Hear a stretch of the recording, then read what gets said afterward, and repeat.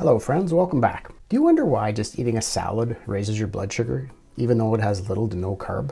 I certainly did, so please stick around to find out the top 5 surprising so-called carb-free foods that can spike blood sugar level. For those who are new to my channel, my name is Trevor from Home on the Range, where I share easy-to-use tips to help you navigate your diabetes journey more successfully. I've been living with type 1 diabetes for 42 years, worked as a diabetes educator and raised 2 type 1 kids, and have a mission to share everything that has helped me along my diabetes path. So please remember, this is my experience and not medical advice. So let's get to my top 5 misleading so-called carb-free foods that will actually raise your blood sugar. Number 1, lettuce or basic salad. Back in the day, I was told that this was a free exchange food item and could literally eat as much as I wanted.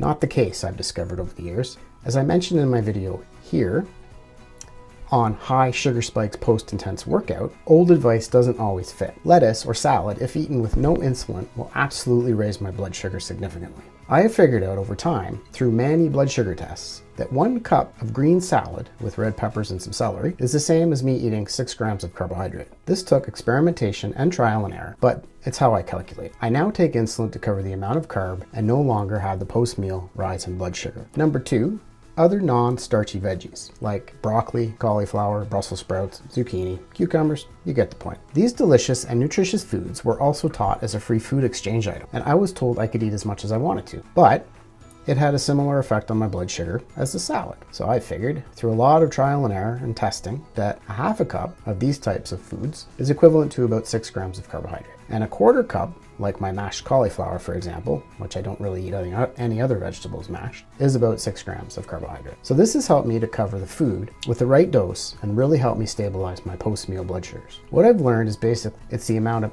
any type of food, even free ones, we're told, that increases blood sugar levels. If I can attest, anything I put into my mouth, I test to determine if it raises my blood sugar. And if it does, I figure out how much insulin I need. And if it doesn't, which is very rare, so be it. Number 3, protein, cheese, and eggs. When I was first taught about food and diabetes many years ago, the message was that these types of foods had minimal or no effect on blood sugar levels. This changed over the years and is now common knowledge that this is not the case. And matching insulin to protein is more common now with type 1 diabetes, eating low carb diets. I noticed this when first experimenting with low carb eating, and for breakfast, I quickly noticed that eating 3 eggs without any insulin raises my blood sugar. So now I take an appropriate amount of Nova Rapid to cover it, and it's delayed my spike in blood sugar and prevented it altogether. This is my experience, so test, and test to figure out what works for you. Food number 4, carb-free breads and keto breads.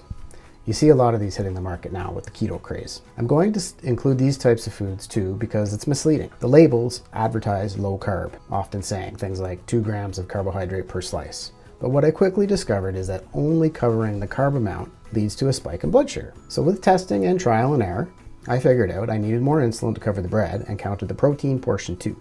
So test, and test to figure out what these breads do to your blood sugar. And food item number 5.